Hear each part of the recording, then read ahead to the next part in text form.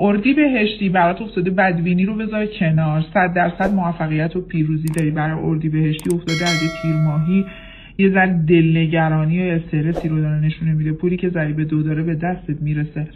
توی مسیر احساسی تا 2 وعده دیگه خوشحالی داری. از خانمی که موی بلند داره میگه که انگار یه خبری برات میاد که شما این خبر برات خیلی جالبه، اتفاقا برات روشن داده. در مورد موقعیت کاریت میگه پیشرفت داری، حسود زیاد دور و برته. همیشه اسفندت کن، صدقه بده. خرداد ماهی، چشم انتظار یک مسئله مالی هستی، از این چشم انتظاری در میای. 11 وعده 11 رو خیلی خوب داد. از مهر ماهی یا 7 وعده تو کارت موفقیت داری. پولی که باید هزینه کنی نتیجهش رو میگیری. مکس افتاده تو کارات، اصلا نگران نباش، پیروزی داری.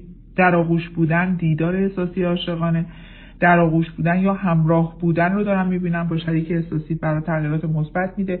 توی قرعه کشی انگار برندگی برات افتاده. تیر ماهی برات دارم میبینم که گرهی که در حال حاضر تو کار ایجاد شده که اطرافیان ایجاد